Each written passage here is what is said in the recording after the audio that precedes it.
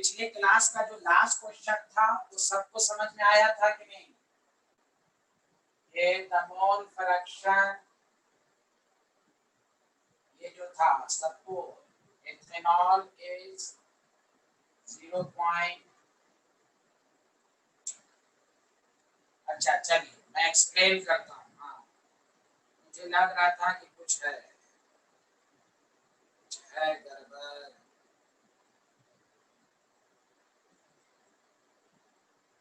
अच्छा बताइए mole fraction कितना लिखा था हमने? बताइए mole fraction of ethanol in water is. Khaspal कितना मोल फ्रैक्शन लिखा था? अच्छा ये कोई बात नहीं, डाटा कुछ भी रहे 4-6 था, कोई बात नहीं। और आपको कहा था calculate the molarity of solution assuming density of water is 1। चलिए इसको समझा देता हूँ क्योंकि लास्ट में हो सकता है कुछ को प्रॉब्लम। देखिए इसमें कुछ नहीं करना, पहला काम मोलैरिटी है, number of moles of solute per unit volume, number of moles of ethanol per unit volume, ये निकालना है। इस क्वेश्चन में वॉल्यूम कुछ दिया हुआ नहीं है। आप देखिए मोल फ्रैक्शन ऑफ एथेनॉल निकालेंगे, number of moles of ethanol divided by number of moles of ethanol plus number of moles of water, ये लिखें। हम इन तमाम की मदद से हम इथेनॉल का मोल्स निकालेंगे और आपको मैंने बताया था कि यहाँ वाटर का मोल्स 1000/18 55.5 मोल। देखिए दोबारा मैं समझा देता हूँ 1000 क्यों लिया। वाटर का मास यहाँ 1000 इसलिए लिया कि वाटर की डेंसिटी 1 है, तो जितना वाटर का मास होगा उतना वॉल्यूम होगा। तो सर वॉल्यूम तो नहीं गिवन है, आपको कह रहा है ना मोलैरिटी निकालिए। मोलैरिटी की क्या डेफिनेशन होती है? Number of moles of solute per litre of solution, पर लीटर ऑफ सॉल्यूशन, ये आपको था। तो पर लीटर का मतलब होता है 1000 ml और 1000 ml का मतलब हुआ 1000 ग्राम। तो given mass by molar mass, तो 55.5। सच बताइए यहाँ तक आया कि नहीं? मैं बता चुका था, दोबारा रिपीट कर रहा हूँ, एक्सप्लेन कर रहा हूँ।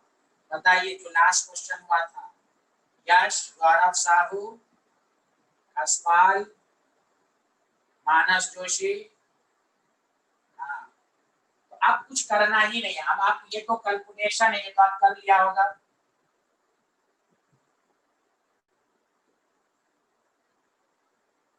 समझा? देखिए यहाँ जो है कुछ सोचिए, यहाँ पर जो वॉल्यूम, हाँ वो मैं बता रहा हूँ। हाँ मैं देख लेता हूँ डाउट क्या है। उजैर अहमद पूछ रहे हैं 1000 कैसे आया, तो वही तो मैंने समझाया उजैर, वॉल्यूम कहीं पर दिया हुआ नहीं है उजैर। दोबारा सुनिए, तो मोलैरिटी की क्या डेफिनेशन होती है? पर लीटर ऑफ सॉल्यूशन 1000 ml, तो वाटर का मास भी 1000 ग्राम होगा। और यहाँ वाटर का वॉल्यूम, सॉल्यूशन के वॉल्यूम को ही वाटर का वॉल्यूम है, क्योंकि देखिए सॉल्यूट बहुत ही कम आएगा, आप निकालिएगा मास बहुत ही कम है। यहाँ पर डाइल्यूट सॉल्यूशन है, डाइल्यूट का मतलब होता है वाटर ज्यादा है, सॉल्यूट कम है। तो यहाँ पर 1000 लेने की वजह उजैर दोबारा समझे, मोलैरिटी 1 लीटर के लिए वैलिड है। 1 लीटर का मतलब 1000 ml, तो वाटर का मास 1000 ग्राम। हाँ यहाँ पर हम यही मानेंगे खसपाल, वॉल्यूम ऑफ सॉल्वेंट यहाँ पर वॉल्यूम ऑफ सॉल्यूशन के बराबर है। जब बहुत ही डाइल्यूट सॉल्यूशन होता है ना, डाइल्यूट का मतलब हुआ वाटर ज्यादा है, दैट द रीजन। ओके, तो आप क्या कीजिएगा 0.046, ये तो अब यहाँ से आप घर पर कर लीजिएगा, ये तो आपको आएगा ही। अब यहाँ से आप एथेनॉल का मोल्स निकाल लीजिएगा, बस molarity number of moles of ethanol per unit volume, volume 1 litre लेना है, सॉल्व कर लीजिएगा। बताइए, आपको कोई दिक्कत नहीं है? मैंने दोबारा अच्छे से समझा दिया।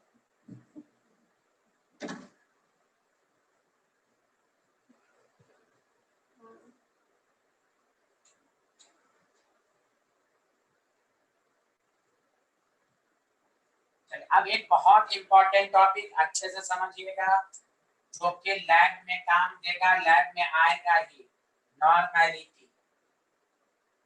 और मैं सबसे कहूंगा आप इस टॉपिक को अच्छे से समझें, और ये टॉपिक मैं कल भी पढ़ाऊंगा, समझा? जिसको डाउट वगैरह रहे और अच्छे से पढ़ना है तो कल भी क्लास कर लेंगे। आज भी आपको समझ में आएगा, लेकिन और अच्छे से कॉन्फिडेंस के लिए कल भी, क्योंकि नॉर्मलिटी में स्टूडेंट को बहुत प्रॉब्लम होती है, क्योंकि इसमें बहुत सारी चीजों को, नई नई चीजों को आपको समझना है, बहुत सारी नई नई चीजों को समझना है।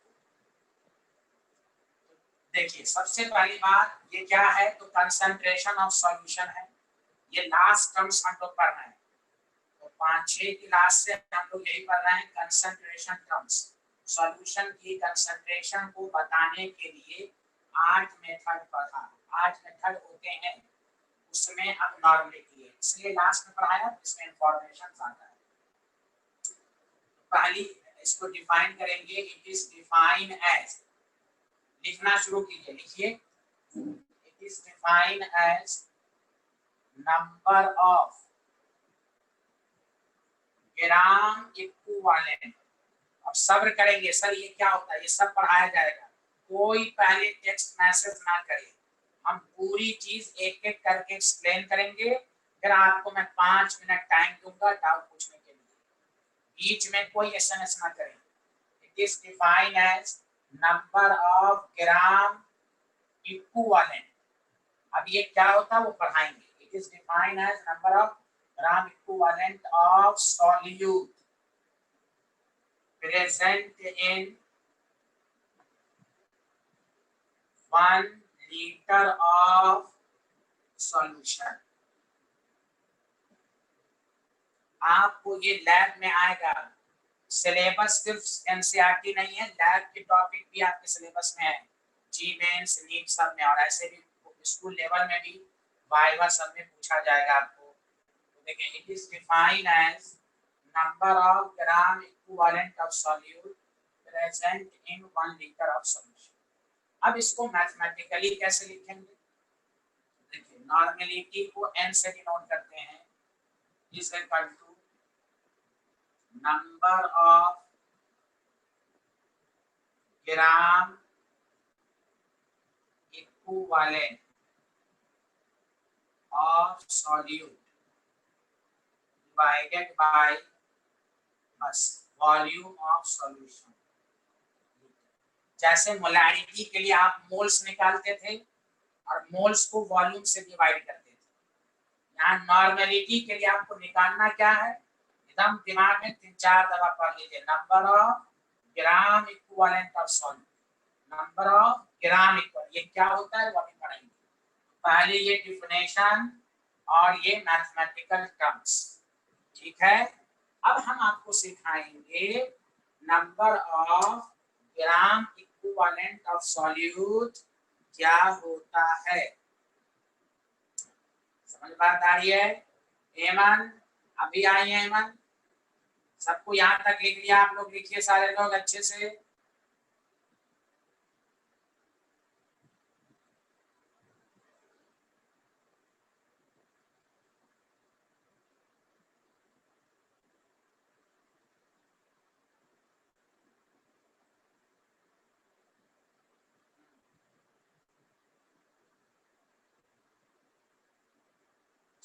थैंक यू, चलिए अब देखिए सारे लोग, अब हम लोग सीखेंगे, पहले तो ये डिफिनेशन सबको आनी चाहिए। भाई मोलारिटी क्या होता है? Number of moles of solute per litre of solution. Normality number of gram equivalent of solute per litre of solution. अब देखिए यहां से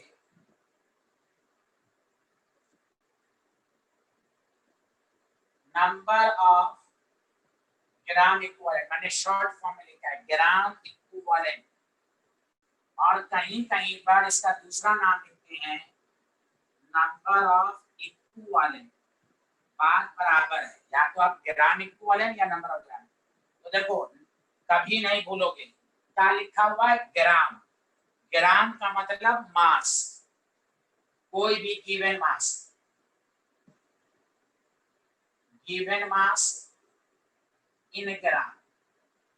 कभी नहीं भूलोगे, देखो इधर ग्राम गिवन मास लेना है, क्या लिखा हुआ इक्विवेलेंट, तो उसको डिवाइड करोगे, अब फिर एक नया टर्म्स आएगा इक्विवेलेंट मास। अब हम इक्विवेलेंट मास पढ़ेंगे, देखो इधर सारे लोग, ग्राम इक्विवेलेंट निकालने का तरीका गिवन मास न्यूमेरिकल में दिया रहेगा, उसको किससे डिवाइड करेंगे, इक्विवेलेंट मास से। या इसीलिए नॉर्मेलिटी के लिए मेन कंसेप्ट है आपको इक्विवेलेंट मास आना चाहिए। अब यही पूरा लेक्चर 1 घंटे तक चलेगा कि हम इक्विवेलेंट मास कैसे निकालते हैं। तो नंबर ऑफ ग्राम इक्विवेलेंट का मतलब गिवन मास इन ग्राम, कभी नहीं भूलिएगा गिवन मास इन ग्राम इक्विवेलेंट वेट से डिवाइड करेंगे। ओके डन, लिख लिया।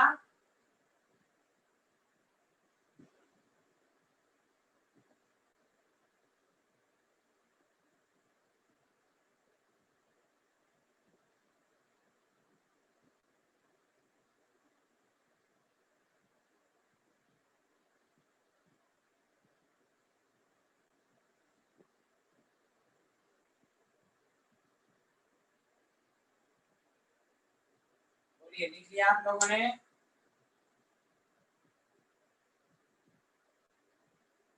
कुछ तो बोलिए। यस, एक एक स्टेप बाय समझते रहिए। अब आइए इक्विवेलेंट वेट, इक्विवेलेंट मास कैसे निकालते हैं। देखिए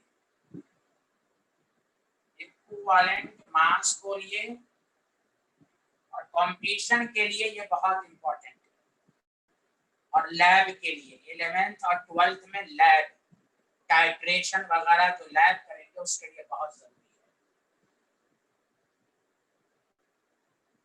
इक्विवेलेंट वेट निकालने का तरीका बहुत आसान, मोलर मास तो सबको मालूम है, डिवाइडेड बाय एन फैक्टर। अब फिर एक नया टर्म्स आया वैलेंसी फैक्टर। अब पूरा लेक्चर इसी पर होगा। नॉर्मेलिटी निकालने के लिए इक्विवेलेंट मास आना चाहिए, और इक्विवेलेंट मास के लिए हमें एन फैक्टर और वैलेंसी फैक्टर। वैलेंसी फैक्टर वही है जो 9th में आपने सुना है, सोडियम की वैलेंसी 1, मैग्नीशियम की वैलेंसी 2, उसी का दूसरे नाम में कहते हैं एन फैक्टर।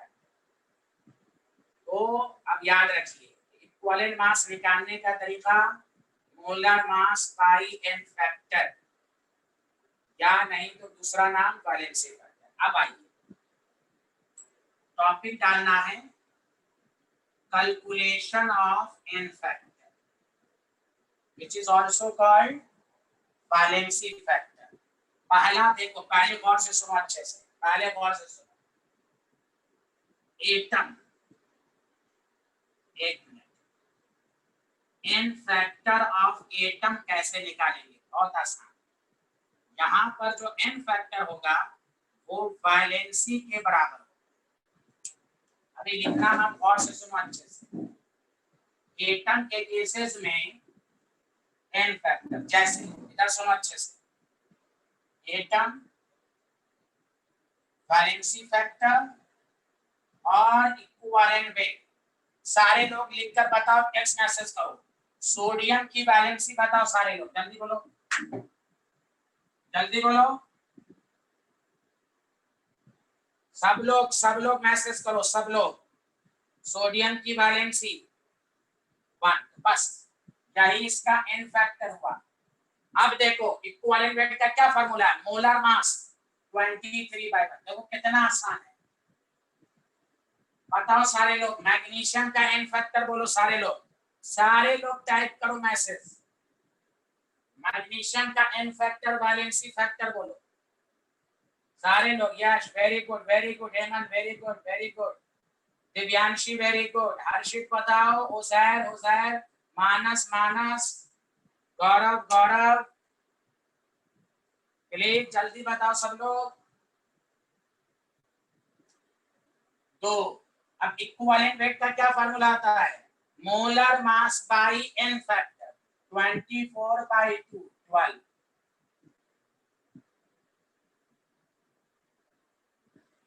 नहीं, सिर्फ n factor is always positive, it is always positive, कोई माइनस साइन नहीं, ऑलवेज पॉजिटिव। मैग्नीट्यूड को लेना है, n factor always positive, no minus no plus, always positive n factor. Okay, सिर्फ नंबर को देखना है, no negative sign is taken, n factor is always positive. Okay, Gaurav Sahu response करें।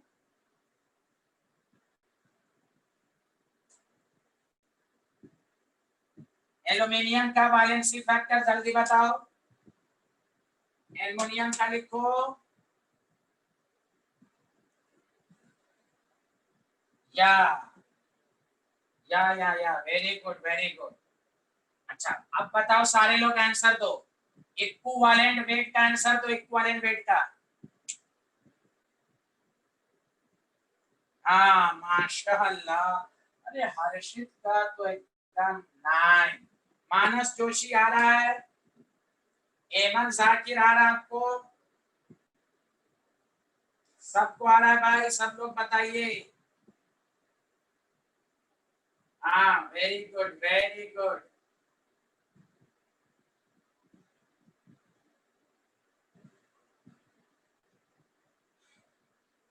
नहीं, एन एन एन यहाँ पर कुछ नहीं, एन नंबर है, बस नंबर।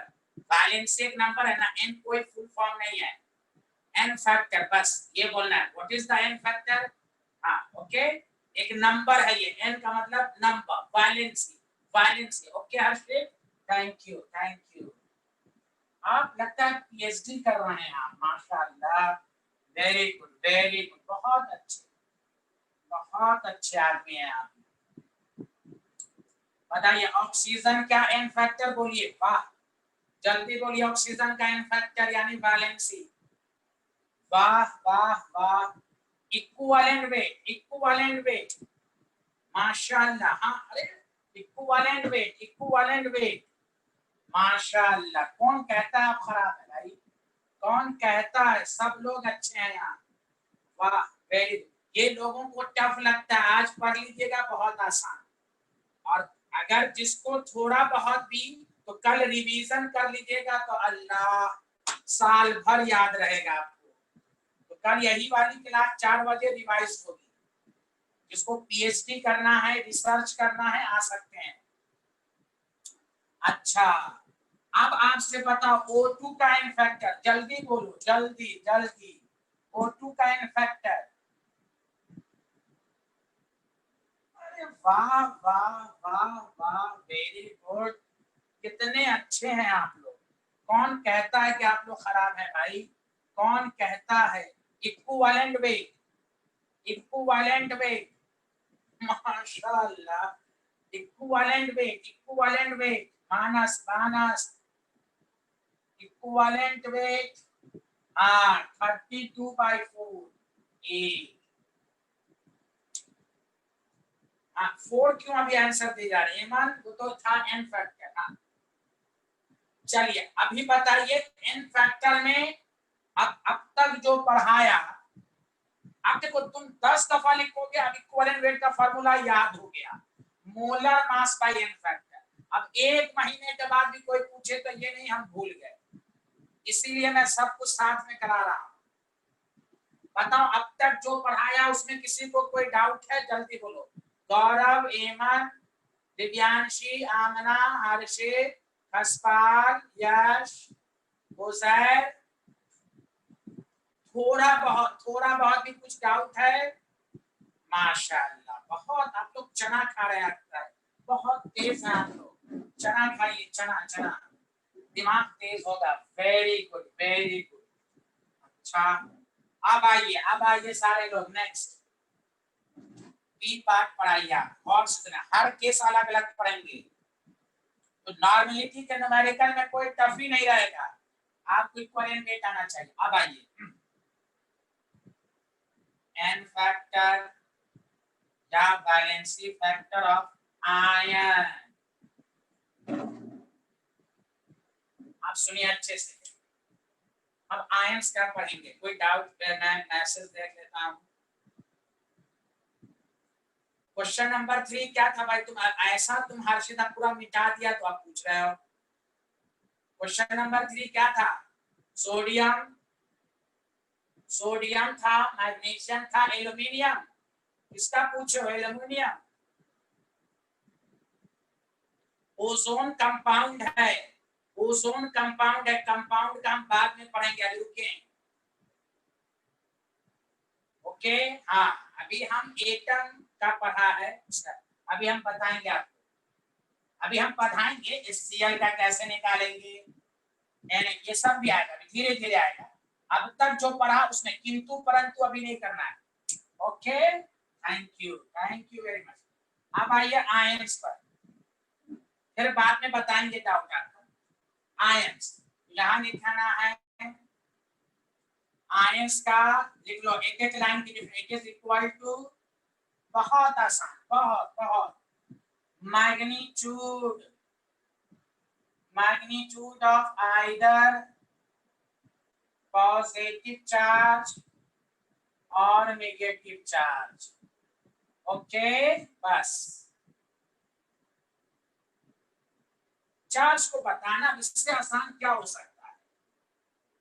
एन फैक्टर और इक्विवेलेंट वेट। बताइए सारे लोग, आप टेक्स्ट मैसेज के लिए तैयार? बताओ Na प्लस, एन फैक्टर बोलो।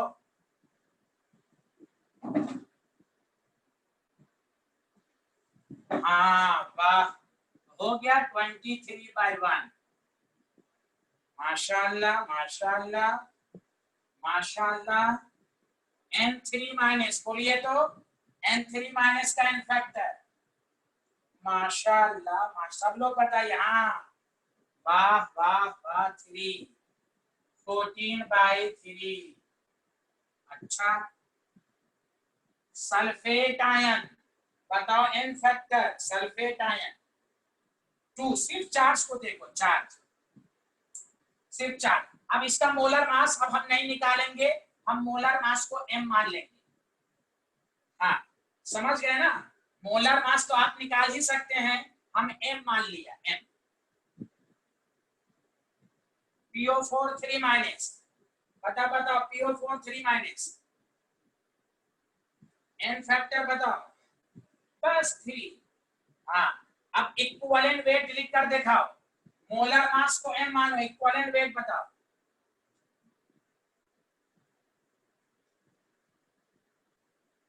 गुड, हो गया, बहुत बेहतर बहुत बेहतर। अब आइए, हाँ आप आइए। हाँ तो इसी तरह मैं कुछ एग्जांपल ले रहा हूँ। आयंस कुछ भी रहे आपको आंसर देना है, ठीक है। अब C3 केस को और अच्छे असर यहां से समझना है, ये तो आसान था, आप ध्यान दीजिए अच्छे से।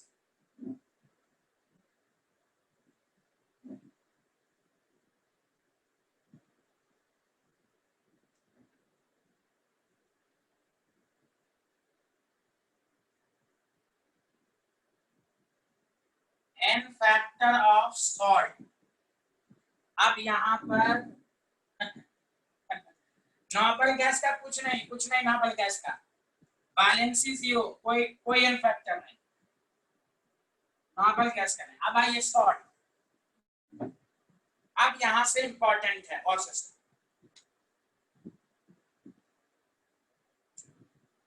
एन फैक्टर ऑफ सॉल्ट जो होगा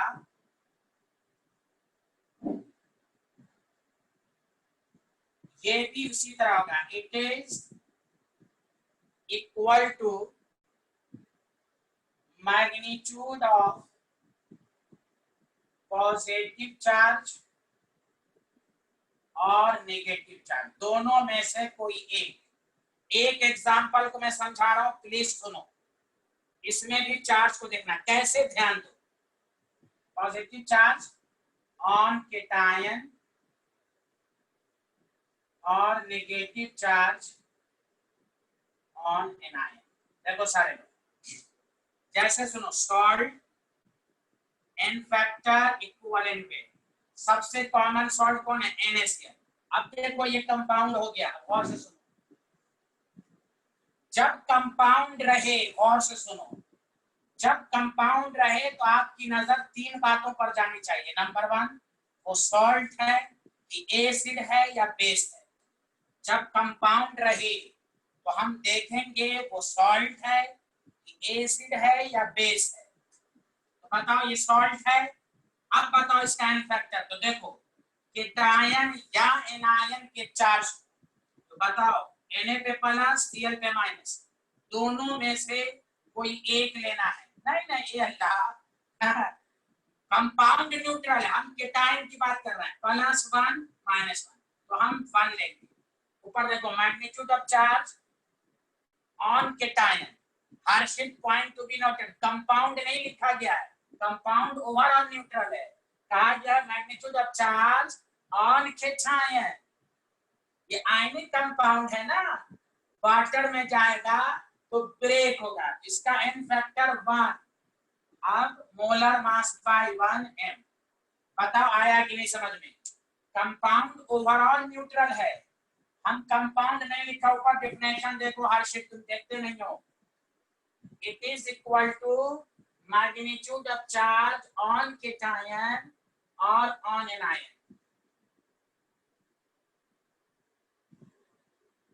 अच्छा कोई बात नहीं, याद रखिए। हाँ इधर देखिए, इधर देखिए, हाँ पहले बताइए ये समझ में आया, एक दफा मुझे आप बताइए, सब लोग ओके कीजिए, ये समझ में आया। एमन, यश, गौरव, हर्षित, खसपाल, उजैर, सब लोग बताइए ये आया। हाँ हाँ हाँ, गौरव गौरव, यस।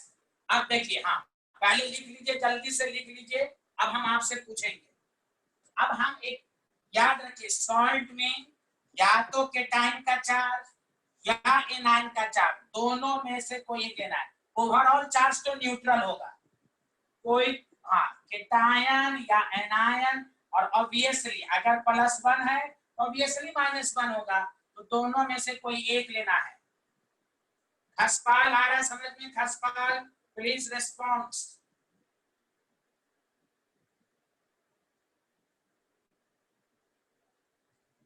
खसपाल आ रहा है आपको?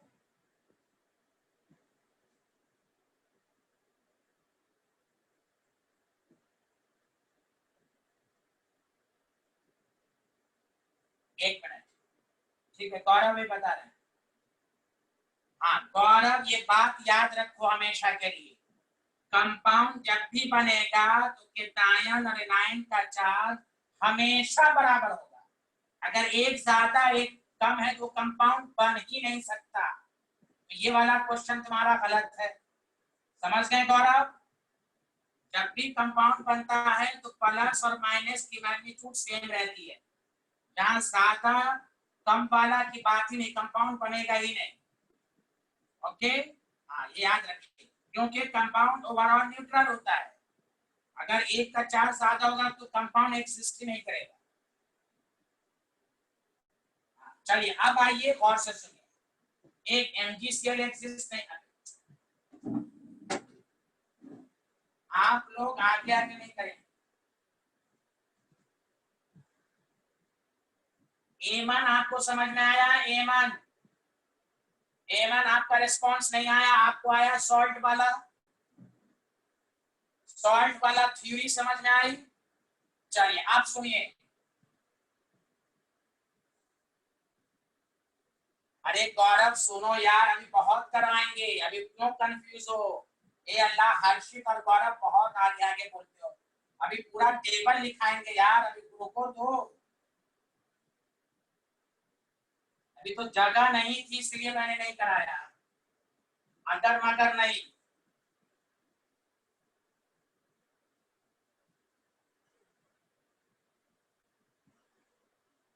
अब करो, कितना करोगे? कितना करना चाहते हो करो।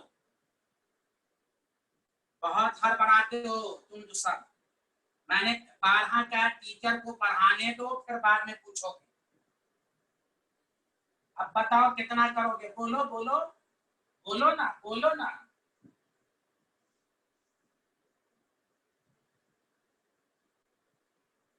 सब काइंड फैक्टर लिखो।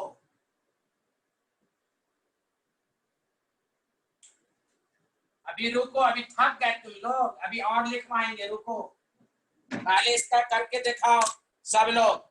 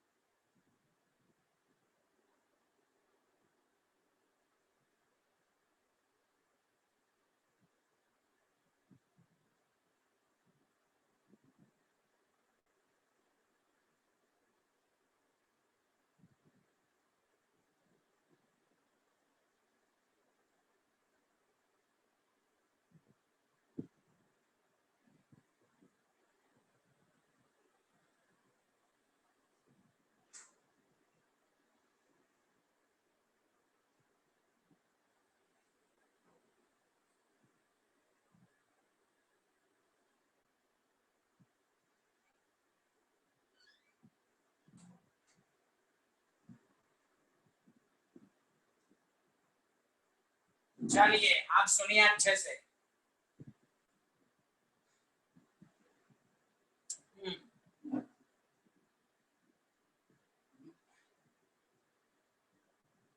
पहली बात, हाँ चलिए, हाँ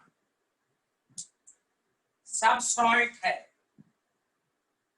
सॉल्ट का एन फैक्टर, दोबारा मैं रिपीट कर रहा हूं, सारे लोग सुने। केटायन और एनायन में से किसी एक का चार्ज लेंगे। मैं लिख रहा हूं, तुम लोग बताना। 2 सही है? बताओ, किसी को डाउट है? जल्दी बोलो। गौरव, सालू, हर्षित, पहले ये दोनों बताएं।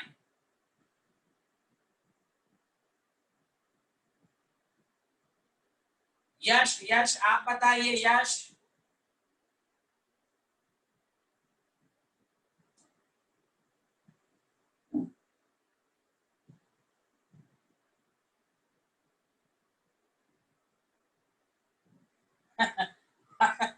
हर्षित को समझ में नहीं आया, वो बोल रहा है। हर्षित अजीब तरह का रिसर्च स्टूडेंट है। वो बोल रहा है कि 1 भी हो सकता है। कैसे 1 होगा? गौर से सुनो। हमें अभी मैंने समझाया, चार्ज हमेशा बराबर। यहाँ +2 है, क्लोरीन पर -1, कितने क्लोरीन है, कितने क्लोरीन है, -2, तो चार्ज बराबर। बताओ हर्षित, समझ में आया कि नहीं आया? हर्षित जल्दी बोलो, तुम क्यों बताए कि 1 भी हो सकता है? अच्छा अच्छा, अब आया। माशाल्लाह माशाल्लाह, ओ माय गॉड। मोल आ equivalent weight molar mass by 2। चलिए अब बताओ, CaCl2 का भी 2, m/2, किसी को डाउट? हर्षित बोलेगा कि 1 भी हो सकता है, गलत। Cl पर -1, 2 Cl। सबको आ रहा है? माशाल्लाह, बहुत अच्छे आदमी हैं आप लोग, वेरी गुड वेरी गुड। फिर देखें यहाँ पर कितना, 3 और हर्षित बोलेगा कि 3 भी हो सकता है और 1 भी हो सकता है, कंफ्यूज मत होइए। चार्ज हमेशा बराबर, +3 अब क्लोरीन 3 है, -1 तो है, लेकिन 3 क्लोरीन है तो -3। थैंक यू हर्षित। चलो लिख लिया सारे लोग, जल्दी बोलिए, कोई डाउट नहीं होना चाहिए। गौरव साहू आप कुछ बोलिए, गौरव साहू आ गया।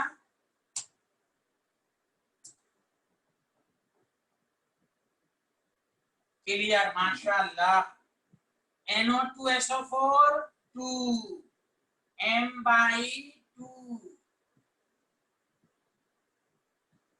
अच्छा अच्छा, तुम लोग इसका क्या लिखते, एल्युमिनियम सल्फेट का बताओ। एल्युमिनियम सल्फेट, यश यश गौरव हर्षित, मानस। अरे वाह वाह वाह, क्या बात है भाई, क्या बात है। हाँ, Al एक है लेकिन 2 OL है, +3 चूंकि एक ही मॉलिक्यूल में, +6 -6, m/6। बहुत तेज है भाई आप लोग, माशाल्लाह माशाल्लाह। K2SO4 बोलिए। अच्छा, उजैर को डप्ट है। हाँ उजैर बताओ क्या डप्ट है ये वाला, उजैर जल्दी बोलो, उजैर भाई। अच्छा अच्छा अच्छा, देखो उजैर भाई देखिए, Al पर चार्ज कितना, +3, देखो यहाँ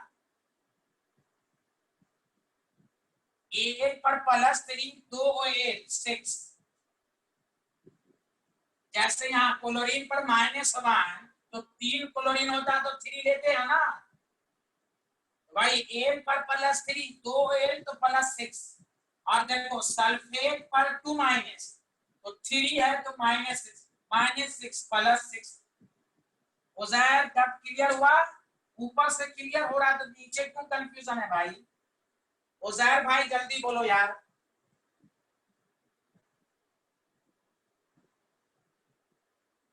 क्लियर पक्का, आप बोलो पक्का, पक्का सच सच बोलो।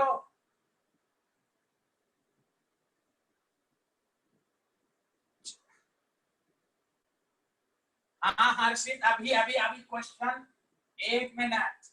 चलो इसका आंसर भी तुम लोग दे दिए होंगे। चलो तो किसी ने एक दफा और समझ, फिर से मैं रिपीट कर देता हूं, सॉल्ट पहले पहचानो कंपाउंड का, जब भी एन फैक्टर कहे तो तुम देखो वो सॉल्ट है कि एसिड है कि बेस है। अगर सॉल्ट है, अगर सॉल्ट है तो एन फैक्टर केटायन या एनायन के चार्ज के बराबर होगा। कोई कंफ्यूज करेगा, कंपाउंड न्यूट्रल है, एक कंपाउंड का A का मास 39 होता है, 39 एटॉमिक मास 39 होता है। तो मैं सबको देखिए, मोलर मास तो सबको आता है ना, इसलिए मैं सबका m लिख रहा हूं कि मोलर मास निकालने में तो शायद गलती नहीं होगी आपको। सबका इंडिविजुअल याद कीजिए, सबको ऐड कर दीजिए। ओके आगे बढ़े। एक दफा सब लोग बताइए, कोई दिक्कत इसमें?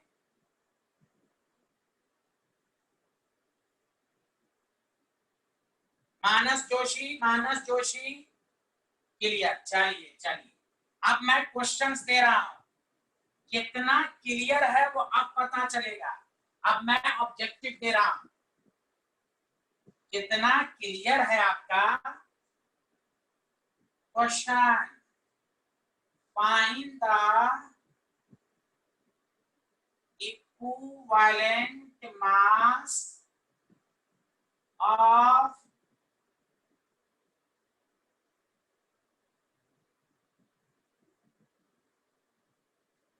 A option m, B option m by 2, C option m by 3, D option m by 10।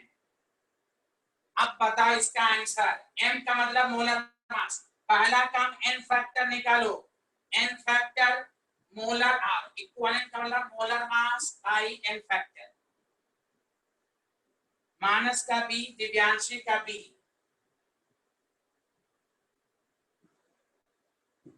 एमन जाकिर का b। माशाल्लाह, हर्षित बताएं कोहिनूर क्लियर, हर्षित कोहिनूर क्लियर वाला बताएं। आमना का बी, गौरव का बी। यश आप बताइए, आप तो बहुत अच्छे आदमी है यश। हर्षित चुपचाप हैं, खसपाल चुपचाप हैं। अच्छा, तुम्हारा फिर से बोलो ना हर्षित, दोबारा बोलो। हाँ हाँ, हर्षित का आंसर आ गया। यश का आंसर, यश यश और उजैर।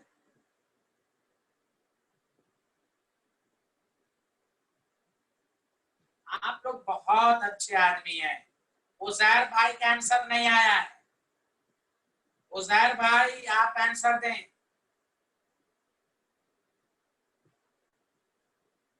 खसपाल आंसर दें, खसपाल। नहीं आया तो जल्दी दो यार। अरे उजैर, तुम्हें चार ये तुम क्यों लिखे?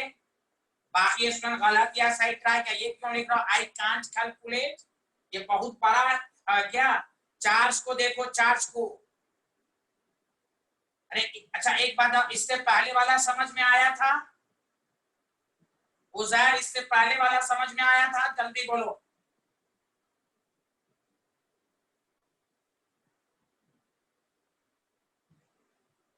तो फिर यहाँ क्या प्रॉब्लम है? खसपाल का आंसर नहीं आया। Khaspal please answer me, response me, please please, जल्दी जल्दी खसपाल।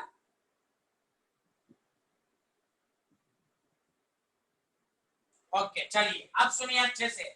उजैर तुम ध्यान दो, तुम पढ़ने में ध्यान नहीं देते, तो इधर देखो। बहुत अफसोसनाक बात है, तुम गलत लिखते मुझे समझ में आता, तुम सीधे लिख रहे हो आई कांट कैलकुलेट। अल्लाह, लगता है बहुत बड़ा मैथ है क्या?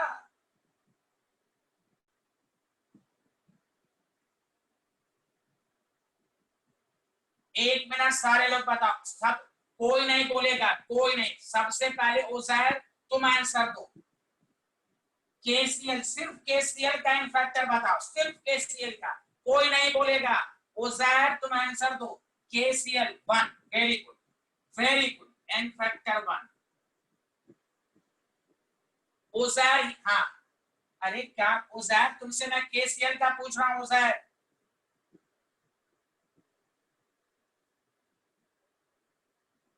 तो फिर तू क्यों लिखे तुम? जिसका पूछा जाए वही बताओ। 1। अब बताओ उजैर, MgCl2 का एन फैक्टर बोलो। Very good. तो दोनों को जोड़ दो, क्या हो जाएगा? 3। C option. सबका गलत था। वाटर, वाटर आयोनाइज नहीं होता है। वाटर ओवरऑल न्यूट्रल है, आयंस में ब्रेक नहीं होता।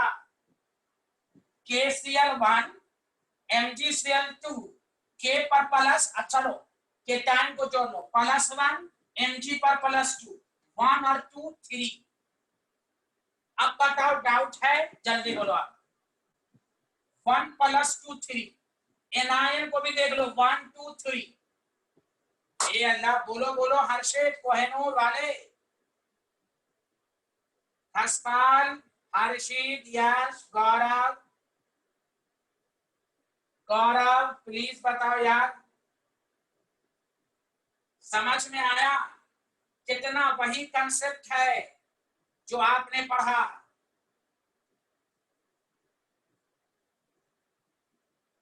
हाँ अब क्लियर है। हाँ हाँ हाँ हाँ। अच्छा उजैर भाई, उजैर भाई आप बताइए, आपने लिखा था I can't calculate. Oh my God, I can't calculate, why? Water ionize होता ही नहीं है। होता तो जो पढ़ाया जा रहा है वो पढ़ो ना। होता ही नहीं है। ये सॉलिड फॉर्म में, ये सॉलिड का सॉलिड ही में मेंटेन रहता है। वाटर कोवैलेंट कंपाउंड होता है, कोवैलेंट कंपाउंड आयोनाइज नहीं होता है। एन फैक्टर 3 हो गया ना Uzair, n factor 3 C option सही। इसको अब तक नहीं मालूम कि मैंने क्या आंसर दिया।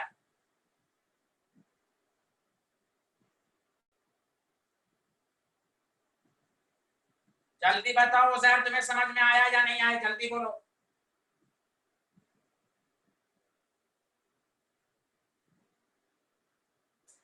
हम पूछ रहे हैं यार, इसका आंसर दो।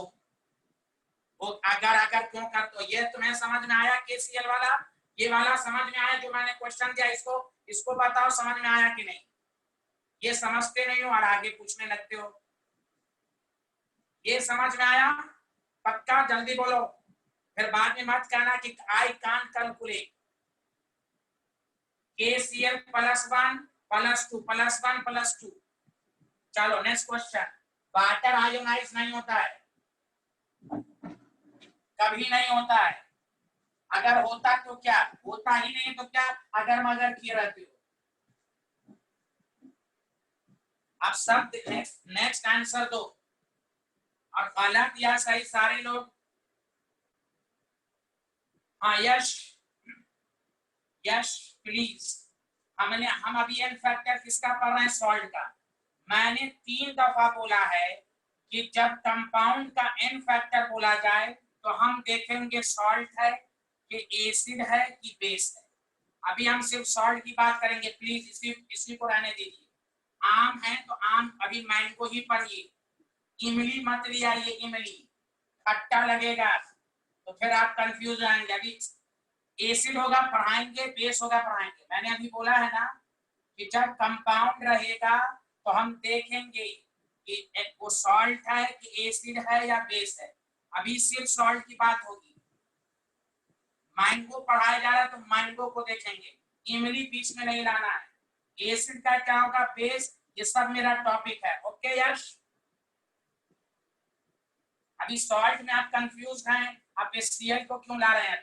अभी सॉल्ट का इनफैक्ट सिर्फ सॉल्ट पर अभी PhD करें।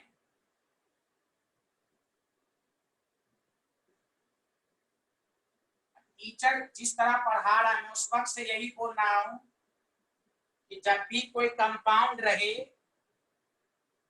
उसका एन फैक्टर बोले तो आप कंपाउंड को चेक कर लो कि वो एसिड है या बेस है या सॉल्ट है। अभी सॉल्ट के बारे में बात हो रही है।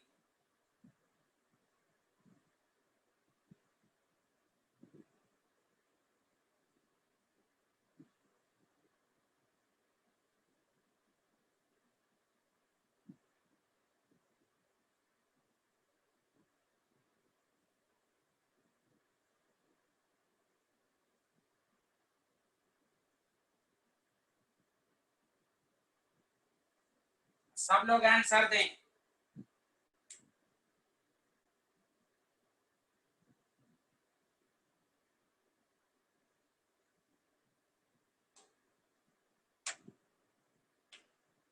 उजैर, उजैर तुम आंसर दो। हाँ वाह,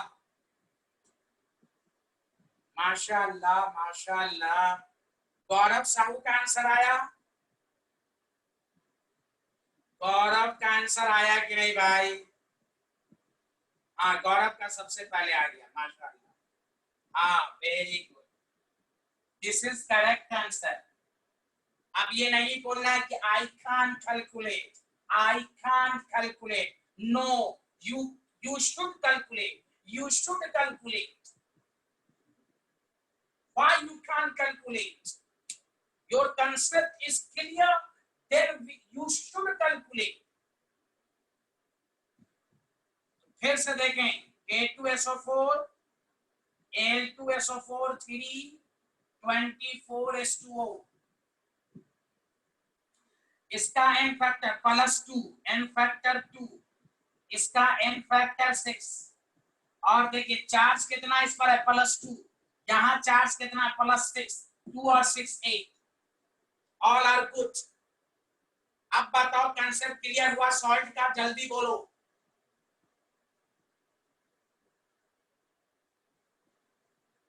सिर्फ सॉल्ट के बारे में क्वेश्चन हो, बस सॉल्ट, ये होगा तो क्या होगा, वो होगा तो क्या होगा। ओके उजैर तुम बोलो, तुम्हारे दिमाग में कोई क्वेश्चन? हाँ सॉल्ट इज क्लियर, वाह।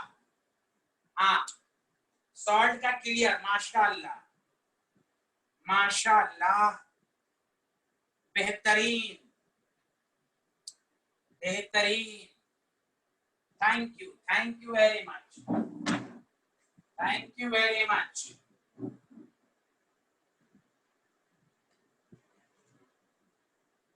अब आइए की part, n factor of base. अब सुनिए अच्छे से बेस के बारे में, जो बेस की डिफिनेशन है गौर से सुनिए।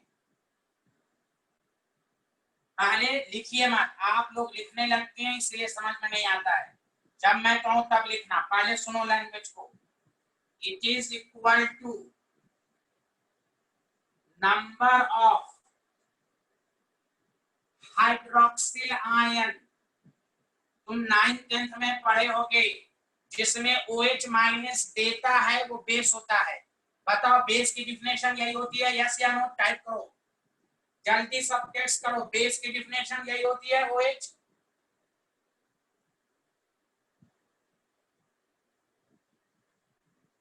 हाँ बस OH को given by 1 molecule of base. Uzair ध्यान दो, एक मॉलिक्यूल बेस में जितना OH देगा, मतलब जितना OH होगा गिवन, उसको हम n फैक्टर ऑफ बेस कहेंगे। अब गौर से सुनो और करके, इसको शॉर्ट फॉर्म में क्या कहते हैं, गौर से सुनो। n factor of base is equal to acidity. कहीं पर बुक में इसको क्या, एसिडिटी क्या होता है? यही जितना OH माइनस, एक बेस जितना OH माइनस दिया उसी को एसिडिटी कहते हैं। एक होता एसिड, एक होता एसिडिटी, दोनों में फर्क है। We get what is the acidity?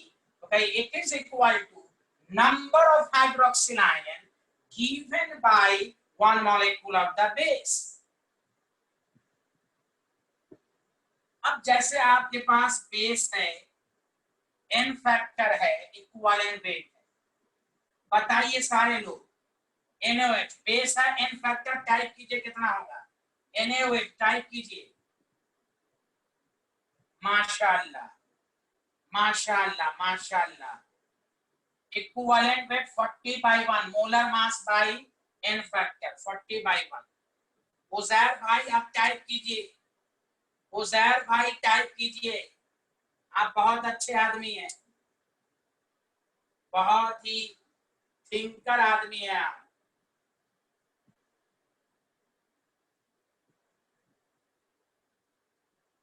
चलिए इसको लिख लीजिए। हाँ हाँ हाँ, yes yes yes yes, obviously solution में जितना वही है। गिवन का मतलब क्या हुआ, ऑब्वियसली एक्वस सॉल्यूशन में। वेरी गुड मानस, लेकिन डायरेक्ट कोई पूछेगा ना कि भाई इसका कैरेक्टर क्या है, तो आप क्या कहेंगे? बेस। तो कोई कहे कैसे पता चला? तो आप कहिए वाटर में डिसॉल्व करो, OH माइनस देगा तो वो बेस है। समझ गए मानस? पहले आपको डायरेक्ट पहचानना है कि ये बेस है कि नहीं। वो आप सही कह रहे हैं, वो तो प्रैक्टिकल अप्रोच है जो आपने लिखा, प्रैक्टिकल अप्रोच है कि भाई हम चेक कर लेंगे OH माइनस, इसलिए आपको देखना है OH है। अब मैं आपको एक टेबल देता हूं, सब लोग आंसर दें।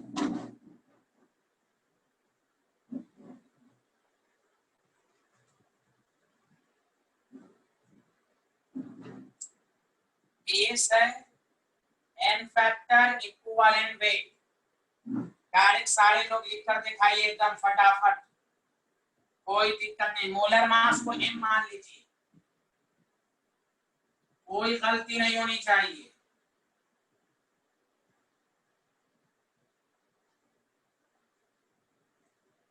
कोई गलती नहीं। चलो पहले का बोलो n फैक्टर सारे लोग। हाँ बस, ये तो सबसे आसान है, 2 1 3 2। Yes, molar mass by 2, molar mass by 1, molar mass bye 3, molar mass by 2।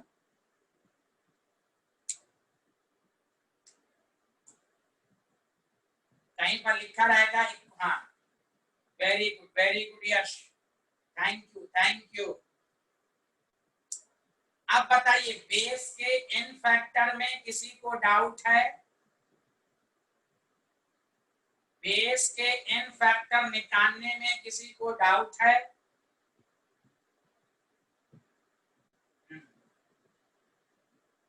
अच्छा, अब आप लोग बताइए, एक क्वेश्चन है आपसे, अगर आपका क्लियर है तो बताइए। POH3 बताइए ये बेस है कि एसिड है कि सॉल्ट है? जल्दी बताइए, बेस है, एसिड है कि सॉल्ट है? बेस है, एसिड है कि सॉल्ट है? ये अल्लाह कोई बोल ही नहीं रहा है। वो जहर बोल रहा है सॉल्ट है। ओ माय गॉड, यश भी बोल रहा है सॉल्ट है। ओ माय गॉड। अच्छा आप बताइए, अच्छा यश आप बताइए, आपको कैसे पता चला कि ये सॉल्ट है? बताओ बताओ। हर्षित ने बताया सॉल्ट है। हाँ मान, ये लिख लियो तुम लोग। अच्छा चलो, अब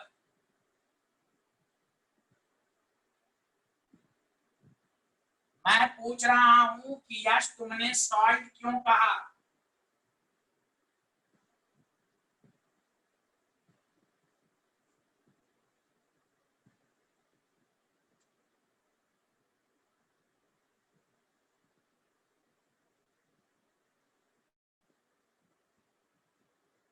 सुनिए अच्छे से कान खोलकर, ये एसिड है और ये बेस है। सर OH है, बेस क्यों नहीं कहा? तो आप 9th 10th में लखमीर सिंह मनजीत कौर ने पढ़ा होगा, सुनिए। और इसी को मैं ऐसे लिखता हूँ, देखो इसको कैसे लिखते हैं, H3PO3 मिला लो। देखो ऐसे लिखा जाए तो स्टूडेंट बोलता है एसिड, ऐसे लिखा जाए तो बोलता है बेस। दो स्टूडेंट साल्ट जो बोला, अजीब मालूम क्यों बोला। अब सुनो पहचानने का तरीका। मेटल जहां होगा, मेटल, मेटल के साथ अगर OH है तो बेस होगा। Metal always form basic. हम लोग रटे हुए OH को देखा, अब बेस कहते गए। अब 11th है, 12th में अच्छे से पढ़ना, समझ के पढ़ना है। यहाँ P नॉन मेटल है, नॉन मेटल के साथ OH आएगा तो एसिड होगा, चाहे ये ऐसे लिखा हो या ऐसे लिखा हो।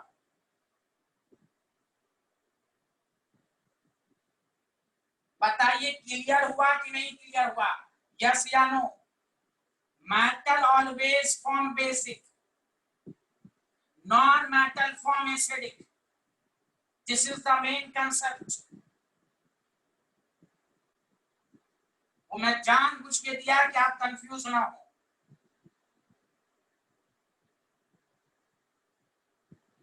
जब दोनों हो तो सॉल्ट है, वो हम बताएंगे आपको, अभी बताएंगे। ये बात बस पूछें, इसमें किसी को डाउट है? और जिन्होंने ये लिखा है H2CO4, यहाँ तो H है, नॉन मेटल के साथ H है, ये सॉल्ट तो आई नहीं, ये एसिडिक है। खैर ये दोनों समझ में आया अच्छे? यश, उजैर, हर्षित, बताइए ये समझ में आया सबको? Metal form base, non metal form acid आया?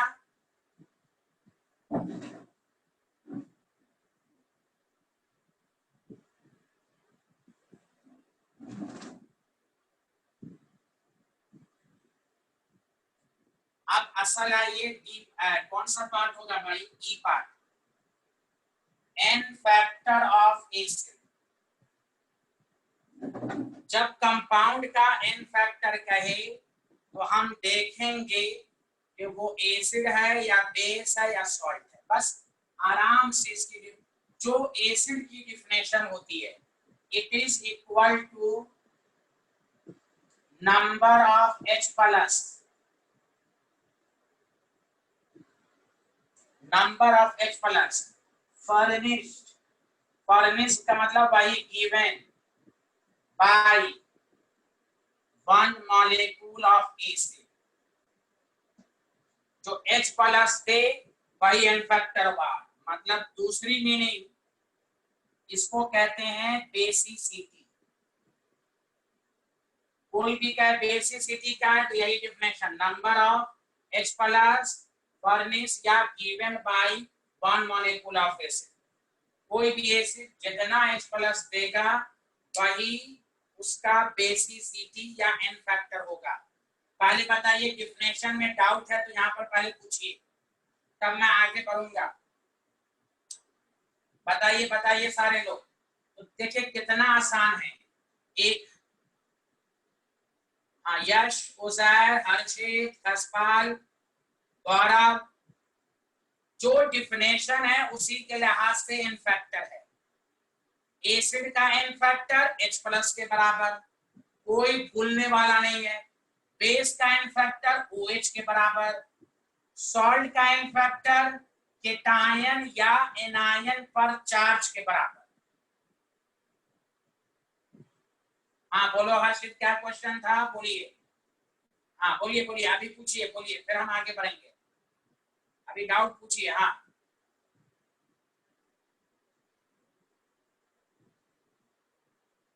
हाँ, तो NH4 OH जो है वो बेस है। आप बेस की लिस्ट में लिख लीजिए एन फैक्टर 1।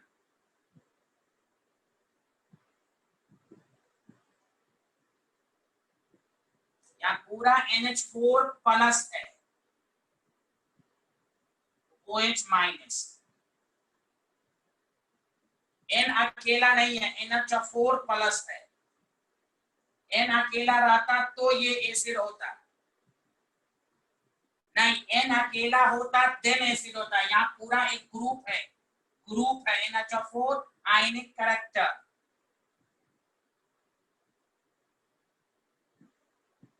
ओके, यहाँ N अकेला नहीं है, NH4 प्लस। हाँ, बेस के लिस्ट में लिख लीजिए, बेस के लिस्ट में इसको भी लिख लीजिए आप लोग, N फैक्टर 1 लिख लीजिए प्लीज प्लीज। NH4OH लिख लिया आप लोगों ने बेस वाले लिस्ट में? अरे बोलिए ना।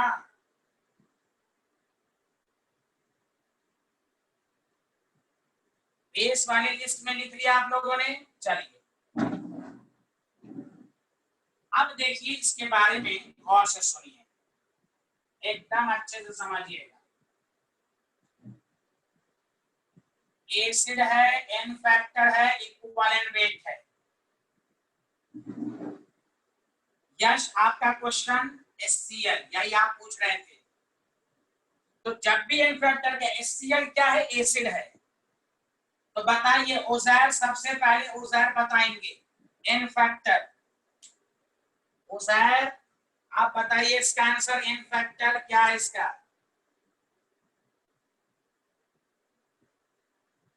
वाह, वेरी गुड। और जब भी क्वेश्चन बनाए तो नशे में नहीं रहेंगे, कंपाउंड को देखेंगे कि ये एसिड है कि बेस है कि सॉल्ट है, ये माइंड में लाइए। तो जब एसिड है तो H प्लस को देखेंगे, n factor 1, molar mass by 1। बताइए यश, आपका आंसर आ गया, आपका कंसेप्ट क्लियर हुआ जो आप पूछ रहे थे पहले?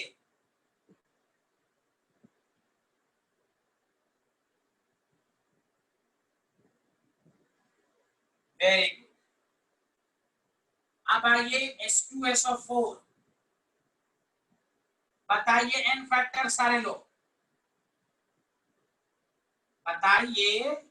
हाँ, मोलर मास बाय 2। माशाअल्लाह माशाअल्लाह, पूरा लिख लीजिए, आप लोग बहुत अच्छे आदमी हैं। लिख लिया?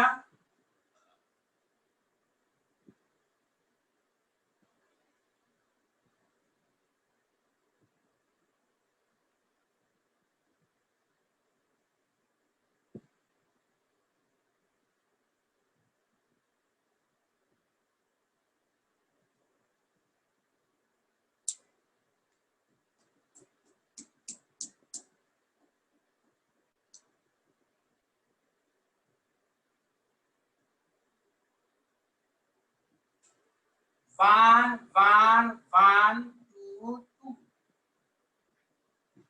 कोई दिक्कत? कोई दिक्कत हो रही है भाई? इसको ऑक्सैलिक एसिड कहते हैं, oxalic acid. M/1 M/1 M/1 M/2 M/, सबका मोलर मास अलग अलग होगा। नो दिक्कत नो दिक्कत, माशाल्लाह माशाल्लाह, वेरी गुड वेरी गुड। लिख रहे हैं, देखिए अपने आप में ये सब क्वेश्चन है, कोई बहाना नहीं है स्टूडेंट को सर 2-3 कराए आगे बढ़ गए, पूरा पीएचडी हो रही है। और जिसको दोबारा पढ़ना वो कल भी आए। नेक्स्ट क्लास फिर इंपॉर्टेंट है, limiting reagent, reaction related to problem related to reaction. अब नॉर्मलिटी में कुछ नहीं है, बस 2-4 क्वेश्चन की प्रैक्टिस। मेन यही है कि आपको इक्विवेलेंट वेट आना चाहिए और एन फैक्टर। हाँ बोलो उजैर, तुम क्या पूछ रहे हो? हाँ उजैर, क्वेश्चन बोलो, क्या पूछ रहे हो? ये लिख लिया आप लोगों ने?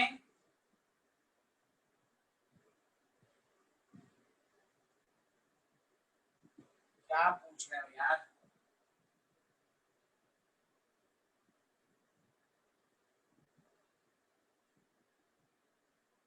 HNO3 नाइट्रिक एसिड में एक ही H प्लस है ना, क्या पूछ रहे हो यार? एक H प्लस है ना उजैर, नाइट्रिक एसिड एक H प्लस।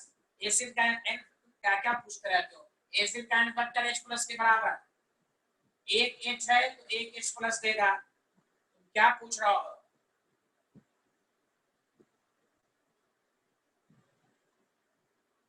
पहले बताओ, HNO3 क्या एसिड है कि सॉल्ट है, क्या है?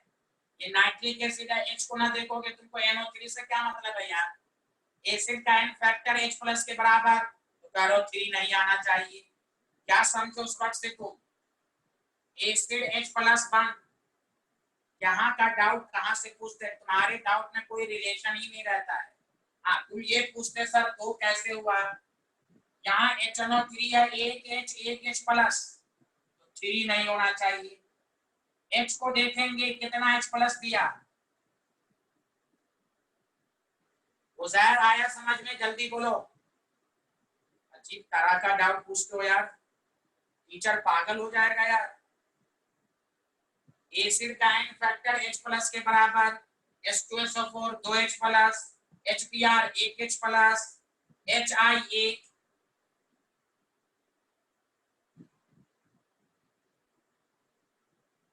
HNO3 1 H 1 n factor, H2S 2H plus 2 2 n factor, H2CO4 2H plus 2। अब बोलो जल्दी से सर, नाइट्रिक एसिड में एक हाइड्रोजन एक H प्लस। अब तुम रारो भूल गया, क्या भूल गया भाई? 10 एग्जाम्पल दिया हूं। बाबू कहाँ से रिलेट करते हो तुम? कहाँ रहता है तुम्हारा ध्यान क्लास में? HCl है एक H प्लस। तुम चना खाओ, चना विदाउट मसाला। एकदम एक डाउट होना चाहिए, लेकिन तुम डाउट कहाँ की बात को कहाँ पूछ रहे हो? प्लीज HNO3 तुम कह रहे हो इसका 3 होना चाहिए, कैसे 3 हो जाएगा इसका? ये एसिड है ना, नाम क्या है इसका? Nitric acid. H एक H प्लस है ना, हम NO3 को थोड़ी ना देखेंगे। H प्लस कितना दिया? डिफिनेशन लिखा हुआ, n factor of acid is equal to number of H plus, number of H plus. Oh my God,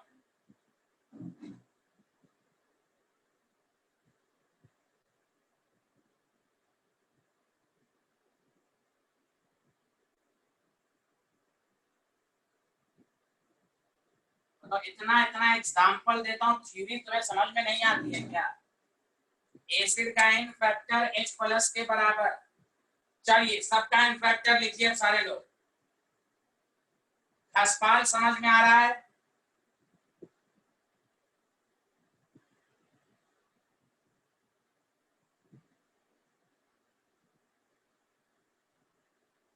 छोटा सा कंसेप्ट है। चलिए एसिड का n फैक्टर H प्लस के बराबर, बताइए।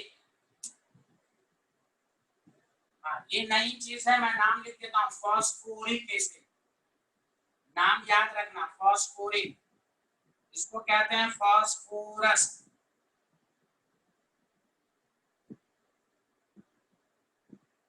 इसको कहते हैं फॉस्फीनिक। n factor 3, 2, 1। अब ये बहुत इंपॉर्टेंट है। अब ये कैसे हुआ ये मैं लॉजिक दूंगा आपको। दिस इज वेरी वेरी, आप सुनो अच्छे से। IIT में 15 साल में 5-6 दफा पूछ चुका है इसको।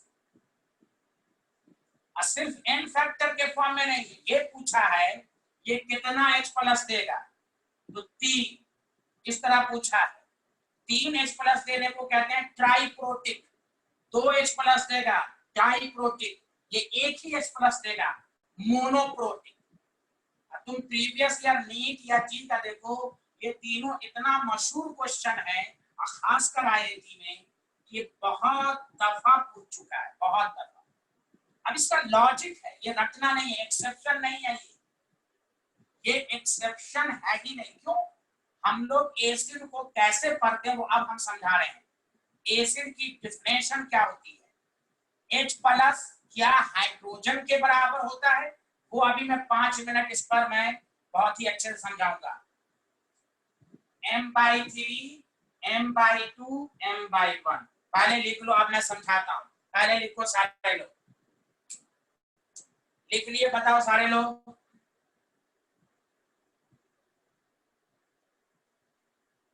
लिख लिए? Very good. अब सुनो, अभी 5 मिनट तक कोई मैसेज नहीं करोगे, मेरे भाषण को सुनोगे अच्छे से। एकदम तुम लेक्चर पर ध्यान दो।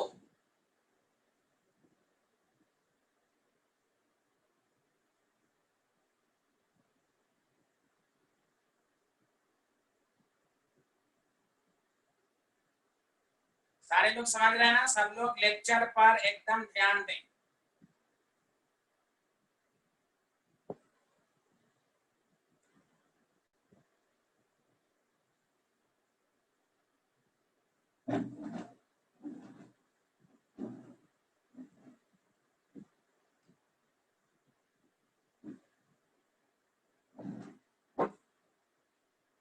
देखो केमिस्ट्री में एसिड जो होता है,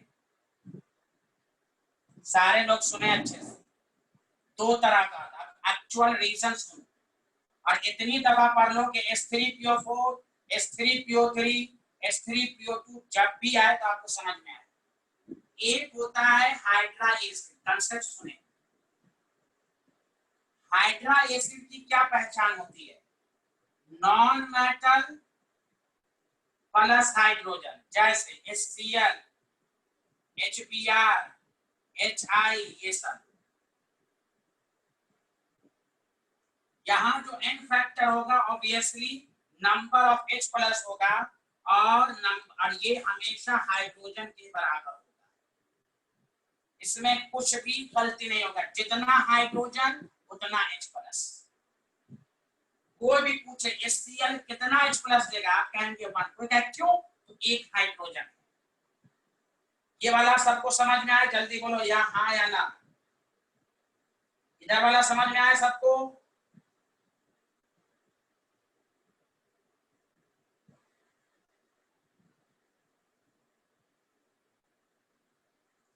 अच्छा, अब 2 मिनट। हाँ चलो, अब सुनो अच्छे से, मानस जोशी सर। अब देखो, और एक होता है ऑक्सी एसिड, इसकी पहचान क्या? इन फैक्टर है, सॉरी, इसकी पहचान है non metal plus oxygen plus hydrogen, जैसे H2SO4, HNO3, H3PO4 वगैरह वगैरह। प्लीज एकदम शांत होके ध्यान देके सुनिए। मैं एक क्वेश्चन पूछ रहा हूं, आप आंसर देंगे। H2SO4 2H प्लस देगा। कोई पूछे 2H प्लस किसकी वजह से देगा, तो 99% स्टूडेंट कहते हैं 2 हाइड्रोजन की वजह से। नहीं, गलत। H प्लस हाइड्रोजन के बराबर होगा हाइड्रा एसिड में। ये 9-10 का कंसेप्ट भूल जाए। दोबारा रिपीट कर रहा हूं, H प्लस हाइड्रोजन के बराबर होगा हाइड्रा एसिड में। ऑक्सी एसिड का कंसेप्ट क्या है, गौर से सुनिए। N factor is equal to number of H plus और number of H plus number of OH के बराबर। OH माइनस नहीं लिखा है, पॉइंट टू बी नोटेड।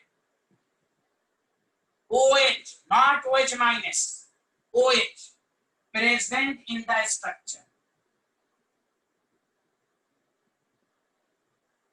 अब सुनो, अब इस नजरिए से पढ़ो। H2SO4 2H प्लस दिया, 2 हाइड्रोजन की वजह से नहीं, 2 OH की वजह से, 2 OH। HNO3, कोई पूछे HNO3 एक H प्लस दिया, पूछो क्यों दिया, तो सब लोग कहेगा हाइड्रोजन की वजह से। नहीं, गलत है। OH एक OH है इसलिए H प्लस दिया। तो ये एक्सेप्शनल नहीं है। ऑक्सी एसिड में H प्लस OH के बराबर, इसका क्या मतलब हुआ होगा? H3PO4 3 H प्लस दिया, इसका मतलब इसमें 3 OH होगा। H3PO3 का N फैक्टर 2 है, 2 H प्लस दिया, 2 OH होगा इसमें। वो हम बताएंगे स्ट्रक्चर बनाकर। H3PO2 का N फैक्टर 1 है, 1 H प्लस दिया, 1 OH होगा इसमें। एक्सेप्शनल कहां रहा? जो H2SO4 का आंसर है उसी तरह हम इसका भी आंसर दे रहे हैं। तो हम 9-10 से ये पढ़ते आ रहे हैं कि जो कंपाउंड H प्लस देता है वो हाइड्रोजन के बराबर होता है। गलत, हाइड्रोजन के एग्जैक्टली बराबर होगा हाइड्रा एसिड में। ऑक्सी एसिड में H प्लस हाइड्रोजन पर डिपेंड नहीं करता, वो OH पर डिपेंड करता है। वो दिखने में लगता है 2 तो 2, अगर 2 है 1 तो 1। तो ये बातें H3PO3 में क्यों नहीं हुई? क्योंकि कंसेप्ट है OH का। तो ऑक्सी एसिड में H प्लस OH के बराबर होता है। दैट द रीजन यहां आपको ऐसा दिखा। लास्ट वाले में फॉस्फोरिक, फॉस्फोरस, फॉस्फेरिक। बताइए ये वाला कंसेप्ट अब सबको अच्छे से आया कि नहीं? स्ट्रक्चर हम बाद में बनाएंगे, थ्योरी समझ में आई जो मैंने बोलना चाह रहा हूं आपको। अब आप डाउट पूछें कि थ्योरी में कोई चीज गड़बड़ हुई है मुझे समझाने में, वो पूछिए। यश, उजैर, हर्षित सब लोग बताएं।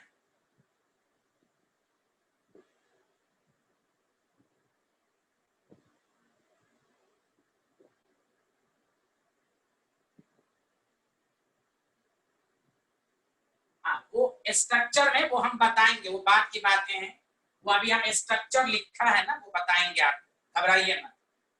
और स्ट्रक्चर बनाना मेन केमिकल बॉन्ड है, लेकिन मैं यहाँ आपको बस यहाँ ये समझना है, मैं तो स्ट्रक्चर बनाऊंगा इसको मिटाने के बाद।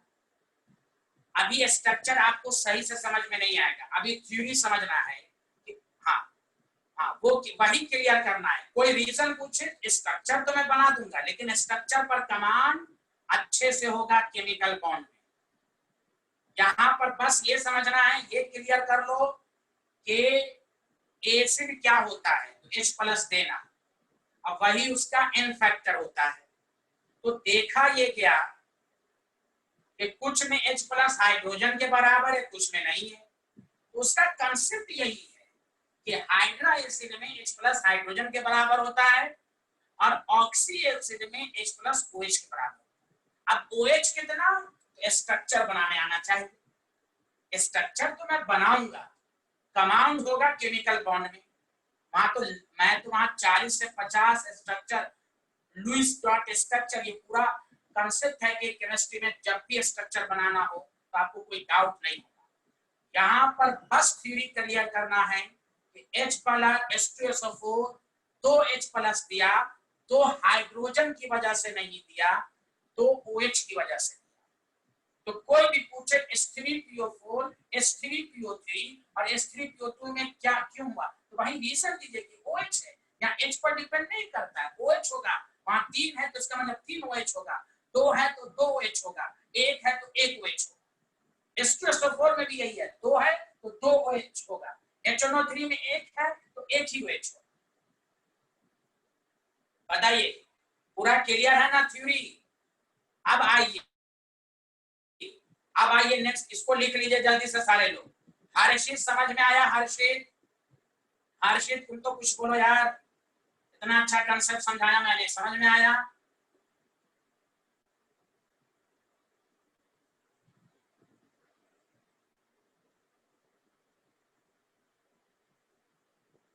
इसको लिख लिया आप लोगों ने?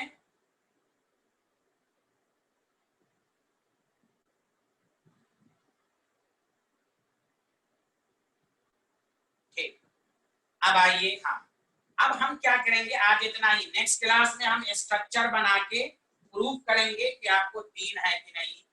तो आज इतना ही। अब यही लेक्चर को किसी को दोबारा पढ़ना हो तो कल आप आ सकते हैं, और आपकी नेक्स्ट क्लास में हम इसके आगे बढ़ेंगे, कुछ क्वेश्चंस करेंगे और रिएक्शन रिलेटेड प्रॉब्लम शुरू होगा।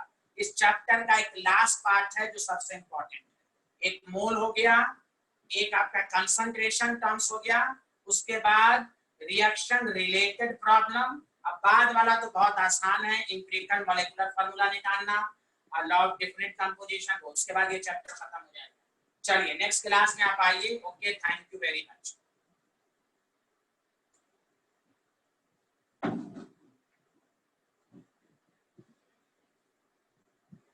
Okay bye, thank you.